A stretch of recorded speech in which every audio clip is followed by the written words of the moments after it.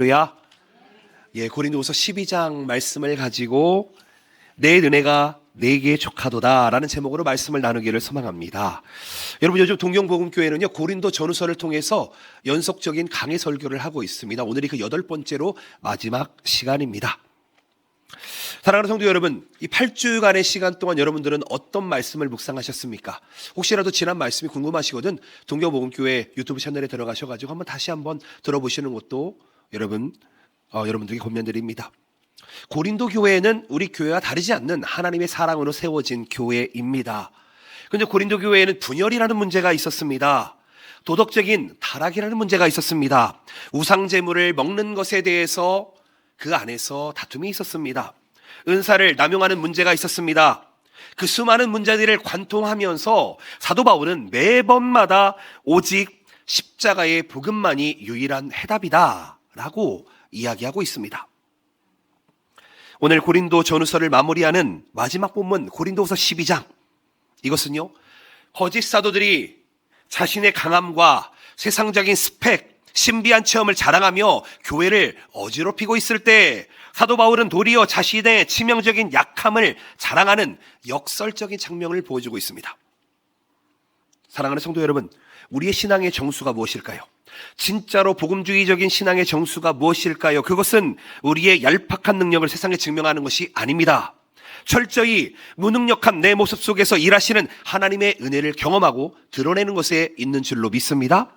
여러분, 이 생명의 말씀을 통해서 내 삶의 고통스러운 가시가 어떻게 하나님의 능력이 머무르게 되는 거룩한 통로로 변화되게 되는지, 저는 오늘 말씀을 통해서 우리의 모든 연약함을 온전하게 만들어주시는 십자가의 능력을 깊이 체험하고 경험하시기를, 승리하시기를 예수님의 이름으로 축복드립니다. 아멘. 네 가지를 살펴봅시다.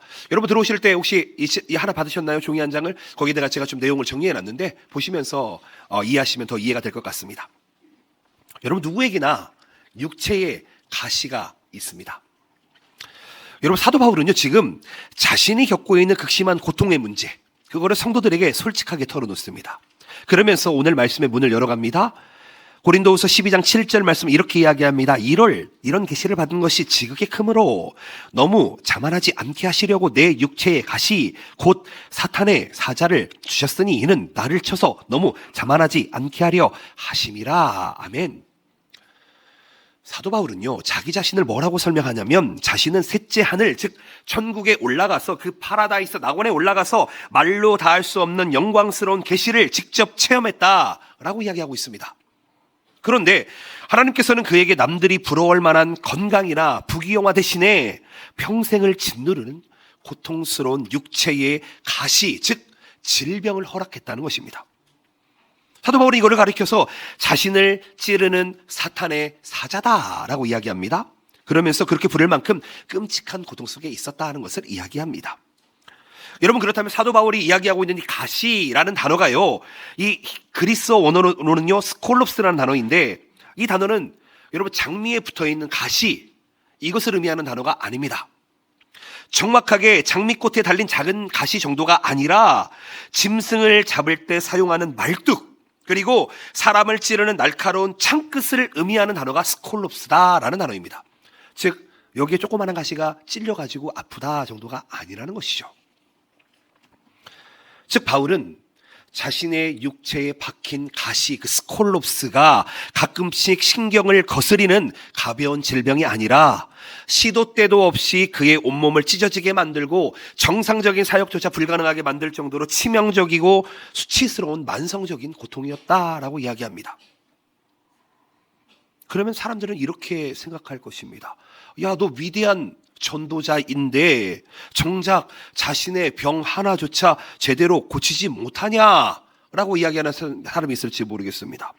때로는 그런 모습을 통해서 바울을 조롱하며 바울을 공격하는 사람이 있을지도 모르겠습니다. 그런데요, 여러분 한번 생각을 해봅시다. 우리 신앙의 관점으로 좀 생각을 해봅시다. 여러분, 성도의 삶에 찾아오는 고통과 질병을 여러분들은 어떻게 생각하고 계십니까? 어저께 한 성도를 만났습니다. 성도님이 이렇게 이야기합니다. 목사님, 왜 성도는 고통을 당합니까? 왜 내 질병은 낫지 않습니까? 라고 물어봅니다. 혹시 내가 저주받았습니까? 이렇게 이야기합니다. 우리 집이 무당집이었고 우리 집이 하나님을 떠나서 그렇습니까? 라고 이야기합니다. 근데 여러분 정확하게 말씀드립니다. 여러분 감기가 걸리셨거든 감기약을 드십시오. 아멘이시죠? 그러시면 됩니다. 혹시라도 상처가 나셨거든 후시딘을 바르십시오. 그러면 되는 것입니다. 굳이 그것을 가지고 하나님 고쳐주시옵소서, 치유하여 주시옵소서. 하나님께서요 그런 지식과 지혜는 우리 사람들에게 다 주셨습니다. 그런 것들은 그냥 약 드시면 안 듣습니다. 어떤 사람들은요 아프니까 너 만성적인 병이 있으니까 너 기도 안 해서 그래, 너 저주 받았으니까 그래, 너 믿음이 없으니까 그래 라고 정죄하는 사람이 있습니다. 정확하게 말씀드립니다. 그렇지 않습니다. 아멘이십니까? 바울이 지금 이 끔찍한 고통의 원인을요 자기가 저주받았기 때문이라고 이야기하지 않습니다. 뭐라고 이야기하냐면 십자가의 은혜 안에서 생각해 보니까 이것은 이거다라고 지금 이야기하고 있습니다. 그게 무엇이냐면 우리의 인생에도 사도 바울과 같은 도저히 내 힘으로는 뽑아낼 수 없는 가시가 있다는 것입니다. 때로는 그게 육체적인 질병이 될 수도 있습니다. 때로는 그게 우울감이 될 수도 있습니다. 때로는 그게 내가 해결하지 못하는 재정적인 파탄이 될 수도 있습니다. 어떻게 되면은 어떤 모습을 보게 되면은 깨어진 인간관계 또한 내가 해결할 수 없는 가시가 될 수도 있습니다. 여러분 우리들에게는요 참 무서운 스콜루스가 박혀 있습니다. 가시가 박혀 있다는 것이죠. 그런데요 사단은 이 가시를 통해서 우리를 계속 찌릅니다. 그리고 하나님을 원망하게 하고 믿음을 포기하도록 유혹합니다. 그런데요 사도 바울은 그렇게 이야기하고 있지 않다는 것입니다. 십자가의 복음이라고 하는 것은 우리에게 박혀있는 이 고통스러운 가시마저도 전능하신 하나님의 주권 아래에 있다고 선포하고 있습니다. 아멘이십니까? 하나님은 전능하신 분이십니다. 하나님은 무소부지하신 분이십니다. 하나님은 영원하신 분이십니다. 그 하나님이 우리 하나님이십니다. 우리 아픔을 모르실까요? 여러분 저도 딸이 둘이 있습니다. 딸이 조금 아프면요 어디가 아픈지 대박 보입니다. 배를 잡고 있으면 배가 아프구나, 머리가 아프면 안 보이십니까? 우리 아이들 보면 제가 어디가 좀 안 좋나? 어디 컨디션이 안 좋아 보이는데 제가 요즘 청년들을 보면은요 가끔 우리 청년 어디가 안 좋은가? 이게 물어볼 때가 있습니다. 진짜 안 좋아 보이니까요. 여러분 우리 안에 내 몸을 찌르는 가시가 있다라는 것은요 나를 위해 십자가 지시고 면류관 쓰시고 장에 찔리신 예수님의 사랑을 한번 생각해 보라는 하나님의 사인일 수 있다는 것을 기억해 보셨으면 좋겠습니다. 오늘 이 가시에 대해서 생각해 보고자 합니다. 누구에게나 있는 가시, 누구에게도 말 못하는 이 가시를 우리가 전능하신 하나님 앞에서 어떻게 해결할 수 있는지 함께 생각해 보면서 두 번째로 나아갑니다. 두 번째는 뭐냐면 연약함의 목적입니다. 그렇다면 사랑의 하나님께서는 왜 가장 충성스러운 종이었던 사도 바울에게 이처럼 고통스러운 가시를 주시고 빼주시지 않았을까요? 그 이유에 대해서 사도 바울은 영적으로 깊이 깨달았습니다. 그러면서 이렇게 이야기합니다. 다시 한번 7절 말씀을 읽으면 여러 계시를 받은 것이 지극히 크므로 너무 자만하지 않게 하시려고 내 육체의 가시 곧 사탄의 사자를 주셨으니 이는 나를 쳐서 너물 자만하지 않게 하려 하심이라. 아멘. 여러분 이 구절 보면은요 답이 나와 있습니다. 우리 안에 있는 가시가 있는데 그게 뭐 때문이라고 이야기하냐면은 나를 자만하지 않게 하려 함이다 라고 이야기하고 있습니다. 잘 생각해 봅시다. 사도 바울은요 그 당시에 최고의 학문을 수료했던 사람입니다. 놀라운 기적을 일으켰던 사람입니다. 천국의 신비까지 체험했던 사람입니다. 어떻게 보면 그 당시에 완벽에 가까운 스펙을 가지고 있던 사람이었습니다. 그런 그에게 만약 이런 작은 약점 하나라도 없었다면, 치명적인 약점이 없었다면 그런 필연적으로 스스로를 하나님처럼 높이는, 타락할 수밖에 없는 부패한 죄의 본성을 가진 연약함이 있다고 지금 본인이 자기 입으로 고백하고 있는 것입니다. 하나님은 사도 바울의 육체를 쳐서라도 그의 영혼을 교만으로부터 철저하게 지켜내고자 하셨다는 것입니다. 여러분 사도 바울이 지금 자만하다라고 고백하고 있습니다. 여러분 이 단어를 뭐라고 이야기하냐면요, 휘메라이 로마이라는 단어를 두 번이나 사용을 하는데 이 단어에는 이런 뜻이 있습니다. 첫 번째로는 자신을 남들보다 비정상적으로 높이 지켜 세운다라는 뜻을 가지고 있습니다. 그리고 두 번째로는 한계를 넘어서 지나치게 우쭐하고 교만해지다라는 뜻을 가지고 있습니다. 누가 이렇게 이야기합니까? 자기 자신을 이렇게 설명하고 있습니다. 내가 남들보다 비정상적으로 높아질까 봐, 내가 한계를 넘어서 지나치게 우쭐하고 교만할까 봐 하나님께서 나를 가시로 지금 통제하고 계신다라고 이야기하는 것입니다. 사랑하는 성도 여러분, 여러분 이 자리에 혹시 그 법이 없어도 사는 분 계십니까? 혹시 나는 이 세상의 법을 100% 다 지키고 살고 있다, 나는 법이 없어도 살 수 있는 아주 거룩한 사람이다, 그런데요, 성경은 사람을 그렇게 이야기하지 않습니다. 사람은 전적으로 타락했다. 아멘이십니까? 사람은 죄인이다. 사람은 자기 홀로 설 수 없는 연약한 존재다라고 이야기하는 것이 하나님의 말씀인 줄로 믿습니다. 그러면서 인간의 타락한 본성을 살고 있는 사람은 절대로 하나님의 은혜 없이는 의롭게 살아갈 수 없다고 이야기하고 있는 것입니다. 인간의 타락한 본성은 하나님께 영광을 돌리기보다는 자신을 우상화합니다. 자신을 교만하게 합니다. 교만의 탑을 쌓으라고 합니다. 그리고 그 악한 습성은 해결되지가 않습니다. 하나님께서는 자신이 바울이 전하는 위대한 복음의 영광을 가로채는 어리석은 괴물이 되지 않도록 육체에 가시라는 안전장치를 넣어놓았다는 것입니다. 그를 십자가 앞에 무릎 꿇리게 하신다는 것입니다. 여러분, 이 말을 들으면은 하나님 너무 잔인하신 분 아니십니까? 하나님은 사랑이신데 어떻게 하나님의 자녀에게 가시를, 이 스콜롭스를 우리에게 찔러 두십니까? 여러분들에게는 이런 안전장치가 있으십니까? 예수 그리스도의 십자가라는, 예수 그리스도의 부활이라는, 예수 그리스도의 다시 오는 그 마라나타, 여러분 그 신앙의 안전장치가 있으십니까? 하나님께서 우리 인생에서 가장 경계하시고 미워하시는 죄악이 무엇일까요? 그것은 바로 예수 그리스도는 안전장치가 없이 내 마음대로 살아가는 것이 가장 문제다라고 이야기하고 있습니다. 사사기에서는요, 이런 이야기를 합니다. 사람들이 자신의 소견에 옳은 대로 행하였다라고 이야기하고 있습니다. 하나님께서 우리 인생에서 가장 미워하시는 게 무엇입니까? 가장 경계하시는 게 무엇입니까? 우리가 연약한 것입니까? 우리가 아픈 것입니까? 우리가 부족한 것입니까? 그렇지 않습니다. 성경은 영적으로 교만한 것을 경계하라라고 이야기하고 있습니다. 때로는요, 우리의 건강이 깨어질 때가 있습니다. 가정이 깨어질 때도 있습니다. 사업이 무너지고 내 계획이 실패할 때도 있습니다. 참 뜻대로 되지 않을 때가 정말 많이 있습니다. 그 고통스러운 순간에 나의 교만을 꺾으시고 내 영혼을 살리는 것이 무엇입니까? 바로 스콜롭스, 하나님께서 우리에게 주신 이 가시입니다. 잘 생각해 보십시오. 여러분, 이 자리에 다 부자가 되고 넘쳐나고 건강하고 성공의 궤도를 달리시는 분이 있다면 저는 이 자리에 한 분도 오지 않으셨을 거라고 자신합니다. 내 인생이 잘 되는데 어떻게 이 자리에 올 수가 있습니까? 하나님을 인정하지 않는데 어떻게 이 자리에 올 수가 있습니까? 우리는 그 가시를 가진 연약한 존재들입니다. 그 연약함을 가진 존재들이 모여서 하나님 앞에 예배하고 있다는 것입니다. 사도 바울은요, 하나님이 가시를 해결해 주십시오라고 3번을 기도했습니다. 그런데 하나님은 네 은혜가 네에게 족하다라고 이야기합니다.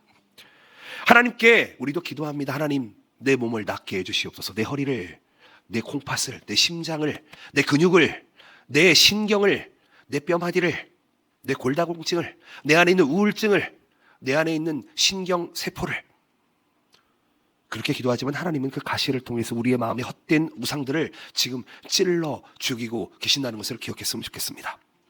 하나님께서 말씀합니다. 철저히 겸손하라. 철저히 낮아져서 오직 하나님의 전적인 은혜로만 살아가라 라고 말씀하고 계시는 것입니다. 저는 십자가의 깊은 섭리를 깨닫게 될 때에 우리의 고난은 비로소 해석되어지는 줄로 믿습니다. 나한테 왜 이런 고난이 찾아왔지? 나한테 왜 이런 어려움이 찾아왔지? 왜 나한테 이런 일들이 찾아왔지? 라는 답을 오늘 얻으시기를 예수님의 이름으로 축복드립니다. 우리의 연약함, 가시에는 이유가 있습니다. 이어지는 3번째입니다. 너에게 족하다라는 것입니다. 사도 바울은 이 고통스러운 가시가 내게서 떠나가게 해달라고 3번이나 간절히 기도했습니다. 눈물로 기도했습니다. 여러분 잘 생각해 보십시오. 사도 바울은요, 죽어가던 자도 살리는 사람이었습니다. 그냥 복음을 전하면요, 많은 사람들이 예수께로 돌아오는 사람이었습니다. 근데 정작 자신의 병을 치료해달라고 눈물로 매달리는데 주님의 응답은 그의 기대와 전혀 다른 답을 주고 있습니다. 오늘 본문 말씀의 9절 말씀. 나에게 이르시기를 내 은혜가 너에게 족하도다. 이는 내 능력이 약한 데서 온전하여 짐이라 하신지라. 그러므로 도리어 크게 기뻐함으로 나의 여러 약한 것들에 대하여 자랑하리니 이는 그리스도의 능력이 내게 머물게 하려 함이라. 아멘. 주님은요, 사도 바울의 가시를 빼주는 대신에 야, 너 지금 만족해야 돼. 너 충분해 라고 이야기하고 있습니다. 너 지금 받은 은혜가 이미 충분하니까 너 그냥 만족하며 살아. 이 얘기 들으면 되게 서운할 것 같습니다. 그렇죠. 저희 딸이 가끔 뭐 사달라고 이거 해달라고 얘기하는데 야, 참어, 괜찮아. 야, 저기 아프리카 가면은 야, 이것도 못 먹는 사람 많아. 이해 못 하겠죠? 여러분, 제가 여러분들에게 여러분 충분하십니까? 만족하십니까? 라고 물으시면 여러분 어떻게 얘기하시겠습니까? 만족합니다, 충분합니다라고 이야기합니까? 안 그럴걸요? 목사님, 돈이 좀 부족해요. 목사님, 나 좀 실력이 좀 있으면 더 잘할 수 있는데. 목사님, 저 좋은 직장만 가면 제가 교회 헌신 정말 잘할 건데. 제가 돈 많이 벌면 교회에다 10의 1조가 아니라 10의 2조도 헌금할 텐데. 내가 한 달에 100억을 벌면 내가 10억을 헌금할 텐데. 아, 저기 있습니다. 청년 중에 본인이 100억을 벌면은 저에게 헌금해 주겠다는 청년이 있었습니다. 제가 그랬습니다. 많이 버시라고. 100억이 아니라 1000억을 버시라고. 여러분, 그럴까요? 정말 그럴까요? 우리가 정말 그런 존재일까요?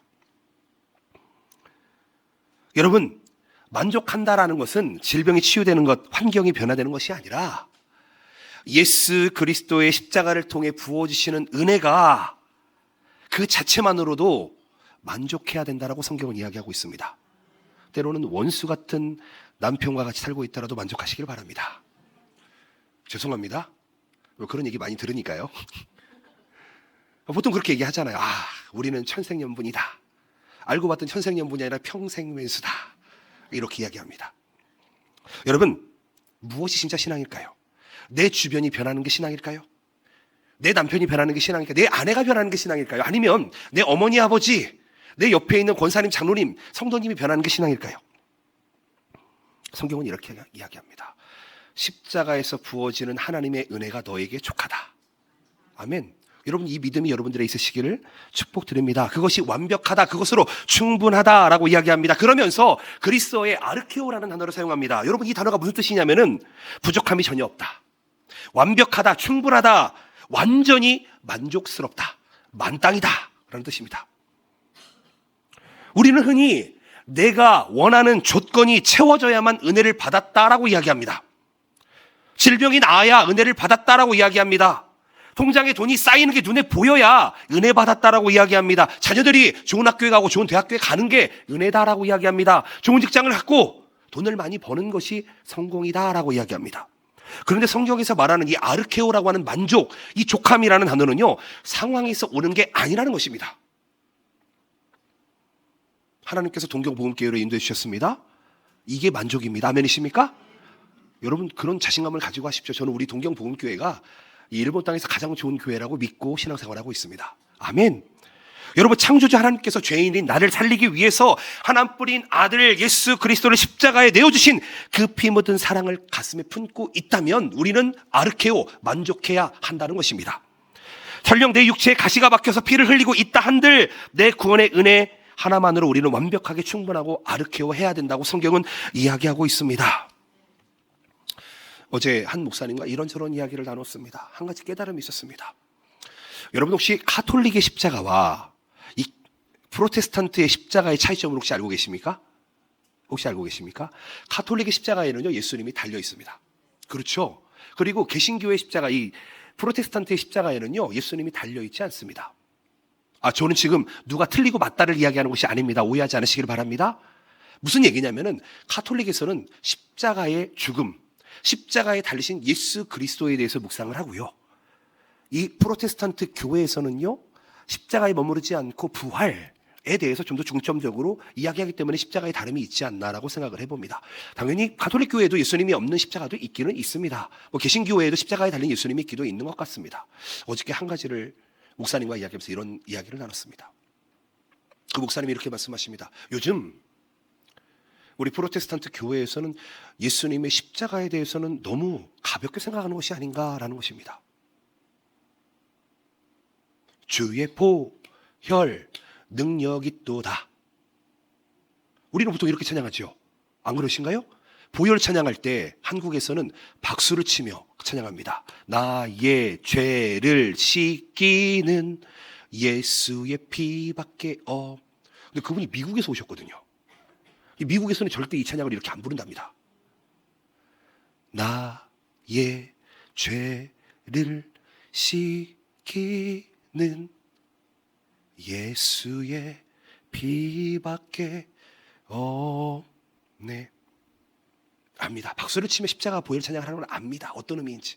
그런데 너무 십자가에 달리신 예수 그리스도가 그냥 과정으로 끝나버리고 우리는 너무 결론적으로 부활만 바라보고 있지는 않는지 한번 돌아보셔야 한다는 것입니다. 여러분, 예수님이 나를 위해서 자신의 목숨을 바쳤습니다. 아멘이십니까? 그런데 내가 마음대로 산다고요? 내가 내 뜻대로 산다고요? 내가 만족하지 못하고 산다고요? 내가 내 소견에 오른다고 산다고요? 나는 맞고 너는 틀리다고요? 여러분, 그게 신앙입니까? 예수님의 십자가에 죽으심이 있는데 어떻게 내가 교만하며 살아갈 수 있습니까? 어떻게 내가 자만하며 살아갈 수 있습니까?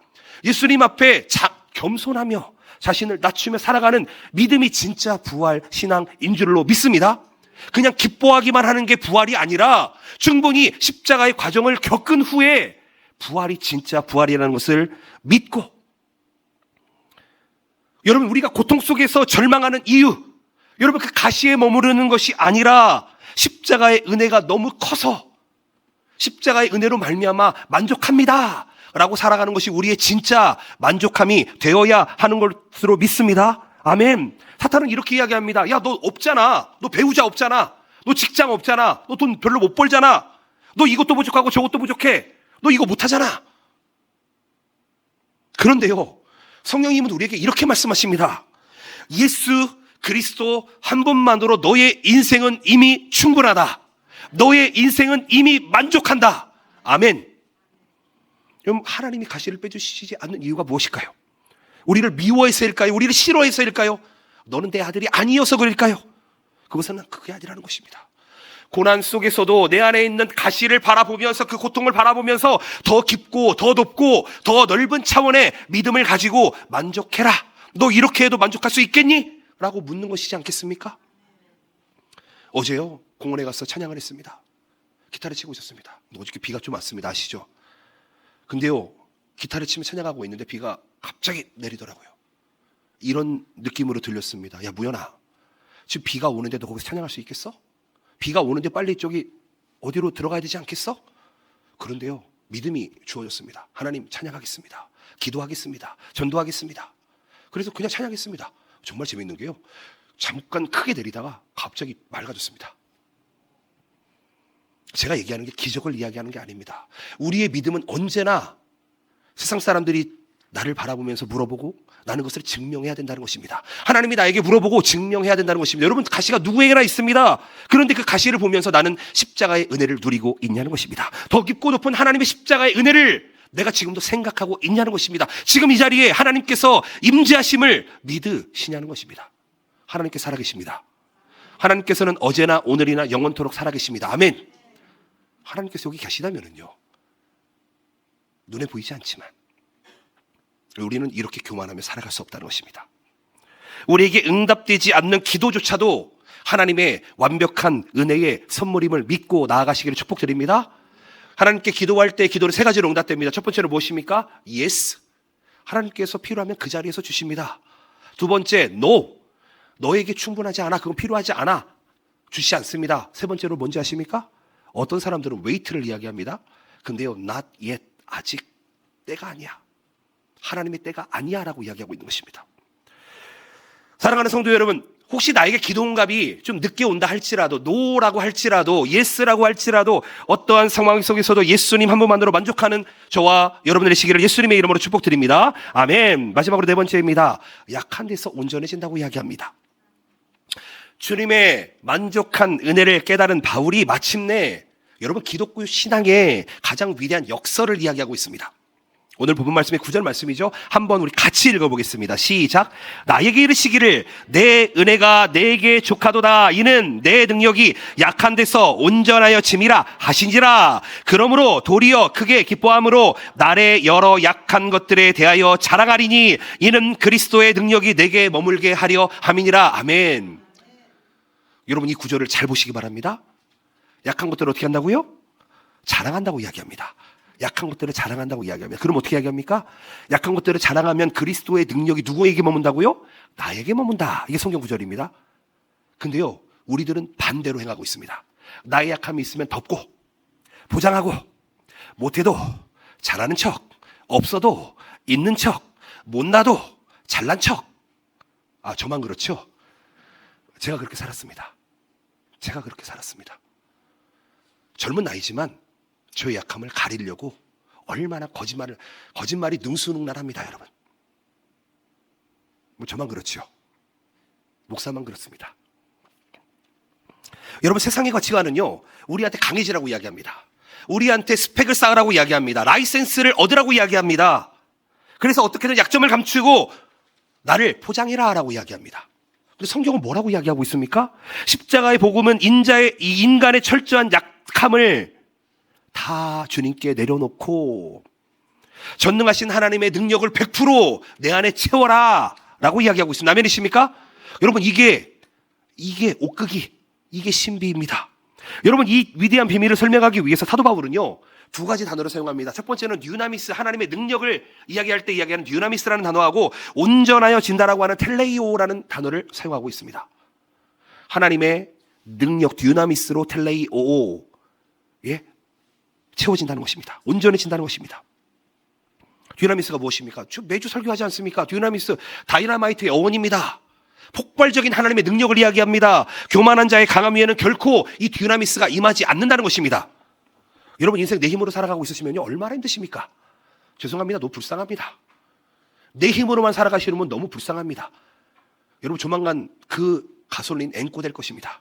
우리가 채워야 되는 가솔린이 무엇입니까? 우리가 채워야 되는 하나님의 은혜가 무엇입니까? 그건 바로 하나님께서 주신 십자가의 능력, 부활의 능력, 다시 오실 마라나타 하나님의 능력, 그것을 우리로 채워야 된다는 것입니다. 여러분, 이걸 채울 수 있는 분은 하나님밖에 없다고요. 오직 나의 무익함을 드러내는 것입니다. 나는 안 됩니다. 나는 못합니다. 나는 철저한 죄인입니다. 십자가 앞에 엎드리면서 여러분, 그런 기도가 필요하지 않으시겠습니까? 그러게요. 좀 분위기가 달라진 것 같긴 합니다. 저는 전에 있던 교회에서 그렇게 배웠습니다. 힘든 일이 있으면 강대상에 나와서 무릎 꿇고 하나님 앞에, 하나님, 저는 죄인입니다. 저는 철저하게 무능력합니다. 내 힘으로는 안 됩니다. 내 가정, 내 아내, 내 와이프, 내 자녀, 내가 절대로 컨트롤할 수 없고 내가 절대로 함부로 할 수 없다는 거 깨닫게 됩니다. 십자가 앞에 엎드려 울부짖는 기도가 우리에게도 필요하지 않을까라는 생각을 해볼 때가 있습니다. 찢어진 상처와 약함이 있을 때 하나님 앞에 온전히 엎드려서 하나님의 능력으로 채워주시옵소서. 나의 약함을 주님께 고하오니 하나님의 능력으로 나를 채워주시옵소서. 여러분, 이게 비밀이라고요. 하나님 앞에 오셔가지고 그냥 하나님 이거 주세요, 저거 주세요, 돈 주세요, 집 주세요, 차 주세요 하지 마시고요, 나의 약함을 구하시라고요. 그러면 하나님께서 능력으로 채워주신다고요. 여러분, 이걸 믿으시기를 바랍니다. 그럴 때에 우리의 목적이 완벽하게 완성되고 온전하게 된다고 이야기합니다. 그렇기 때문에 자, 다시 한번 돌아가 봅시다.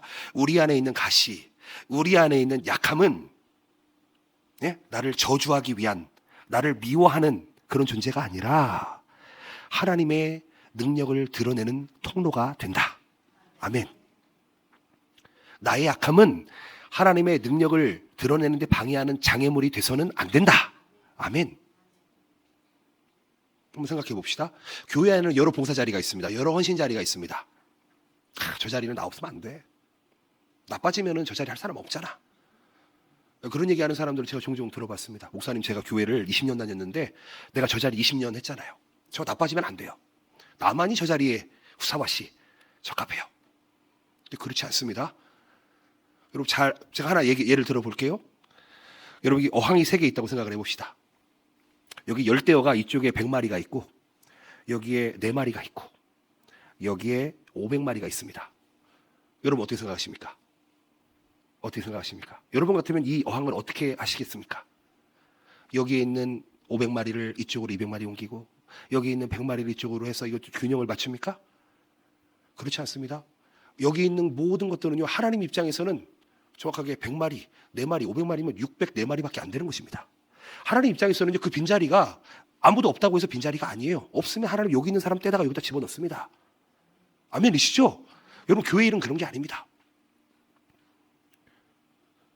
사도 바울은 그렇기 때문에 하나님 앞에 철저하게 엎드리고 만족할 수 있었다는 것을 이야기하고 있습니다.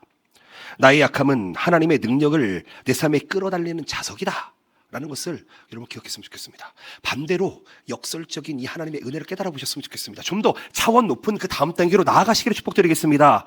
사도 바울은요, 이제 더 이상 하나님 가시 없애주세요 하지 않습니다. 도리어 크게 기뻐하면서 자신의 약함을 마음껏 자랑합니다. 왜냐하면 내가 약할 때에 십자가의 능력이 내 안에서 나타나기 때문에, 내 위에 장막을 치들 머물면서 나를 덮어주심을 확신하기 때문에. 여러분, 이것이 우리가 고린도 교회를 우리가 보면서 8주 동안 봐왔던 결론이 이것입니다. 약할 때 온전하여진다. 아멘. 우리 교회 부족함 참 많이 했습니다. 우리 목사도 부족함이 많습니다. 여러분들은 어떠십니까? 그 부족함을 내 힘으로 채우고 계십니까? 내 능력으로, 내 인간관계로 채우고 계십니까? 그렇지 않습니다. 진정한 복음의 결론은 약할 때 강하여진다는 것입니다. 여러분, 교회는요, 세상에 똑똑한 사람들이 모여서 자신을 과시하는 곳이 되어서는 안 됩니다. 교회는요, 상처 투성이인 스콜롭스 가시가 박힌 약한 사람들이 모여서 서로를 리스펙트하면서, 사랑하면서, 섬겨주면서 서로 보듬어주는 곳이 교회가 되어야 되는 줄로 믿습니다. 내가 너보다 높다, 내가 너보다 잘한다, 사도 바울을 보십시오. 약함을 드러내십시오. 여러분, 이게 진짜 신앙입니다. 진짜 신앙입니다. 하나님은 그런 분들의 약함 속에 누가요? 하나님의 능력이 들어가서 일하신다고요. 그런 저와 여러분들 되시기를 예수님의 이름으로 축복드립니다. 아멘. 말씀을 맺었으면 좋겠습니다. 8주간의 고린도 전후서 설교를 마칩니다. 세상의 지혜, 나의 강함을 자랑했던 혹 영적인 교만함이 있다면 십자가 앞에 모두 내려놓으시기를 축복드립니다. 내 삶을 찌르는 가시를 원망하지 않으시기를 부탁드립니다. 도리어 그 약함 속에서 완벽하게 온전해지는 십자가의 그 텔레이오, 만족함을 누리시기를 축복드립니다. 내가 철저하게 약해질 때 내 안에 그리스도께서 가장 강하게 역사하심을 믿으시기를 축복드립니다. 저와 여러분이 그런 한 주간, 그런 신앙생활 살아가 되시기를 예수님의 이름으로 축복드립니다. 기도하시겠습니다.